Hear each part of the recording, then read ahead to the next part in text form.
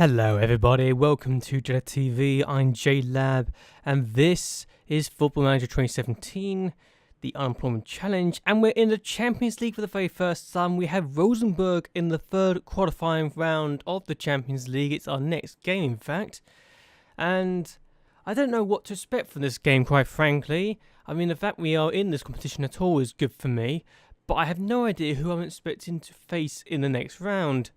And with Celtic already still in here as well, it will be interesting as well. They got Club Brugge in the best place, third qualifying round, so I'm just happy we won the league because I don't think we would have survived, quite frankly, if we got given one of the tougher teams. Porto being in here, Galatasaray, Shakhtar, Spartak Moscow, Feyenoord. I think we would have lost, personally. So the fact we're in the Champions version of this, against some teams I think we can beat, is very good for me as far as I'm concerned. However, I'm going to look at transfers I've done, and I've only made 3 so far this season, but last year I did make another signing in a January transfer window. I briefly talked about him, but I didn't really talk about him in full. His name is Yacine Benwahou. He is a French, not international, a French midfielder, attacking midfielder. I felt we needed strengthening in that position, and we got it in him. So hopefully we can do a good job. He's come on for the bench 15 times last year, so he didn't really play many times for me. Didn't really start, but he came on 15 times, so he did contribute. Didn't really get anything, mind you, but he definitely impressed me enough to keep hold of him. And it was a good season. I was hoping to keep hold of him for the rest of the year. But so far, we've only made 3 signings. I've decided to not spend as much money this season, and it's proven to be a good thing. We've got Kieran Freeman from Southampton for £190,000. I think he's a good player. He was at Partick Thistle last year. I don't know why I thought they were Patrick Thistle. I think I got the R and the T mixed up for some reason. But Partick Thistle were the team he was playing for last season. He did alright with them, but he got third place with them, so he's definitely done something for himself. And the year before that, he was at Walsall. 2 years before that, he was at Walsall. He got relegated from League 1 to League 2 with them, but I'm not sure how much he did otherwise. Either way, I'm not concerned. I'm just happy we got a young fullback again.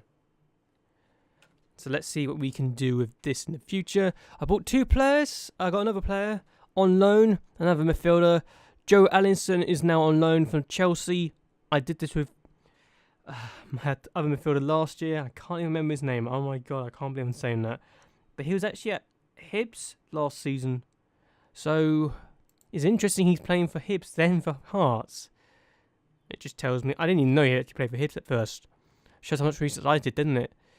But yeah, I did the same thing with Otavio Goulart last year. He's now at Napoli this year. So he's definitely improved, isn't he? Going to Napoli. But the last player I brought on a free transfer, mind you, is Olivier Boscagli. He's also a French player. He is quite well known, I think, in the FIFA world because of the fact he is one of the most highly rated young players in the game, but not probably as much in the Football Manager world. I think he's a decent player. I needed strengthening in the defender position. I've done that with Boscagli, and he can also play in left back if I needed him to play there. Greg Lee is going to be leaving us. I don't want him anymore. That's also one of the reasons I potentially brought him in. I could be wrong. But yeah, hopefully we can do well in the league this season. I'm going to go through the season preview, and we are expected to finish in second place again. Champions League finish, so that's good. Hibs above Rangers though. Partick Thistle and Aberdeen also expected to finish in the top half. St Johnstone and Falkirk, who were promoted last season, are expected to try and ultimately fail to survive this year, but I'm certain they can. Well, I don't even know. I don't even particularly care really about that, but I'm just happy. This is really important because whoever wins the league title this year automatically goes into the Champions League group stage, which is massive for us. And I'm very happy that is the case because really, I don't want to have to worry about having to go through the group stages, well, not the group stages, the qualifying rounds, but the fact that they have generally done that well, that teams in this country have done that well, is massive for me. So yeah, I'm very happy that is the case, and I'm hoping that we can produce the goods, and I'm hoping that we could, in the long run, end up being in a very good competition in the near future. So yeah, looking forward to seeing how that goes, and looking forward to seeing how we get on in the Champions League this season. But anyway, just a brief overview. I will do a lot of games behind the scenes and probably come back to you when I either meet a massive game or a final, I don't know. Either way, hope you have enjoyed this video, hope you like and share this video, and that you're subscribed to my channel, it really helped me a lot. So anyway, until next time, goodbye and well, good night.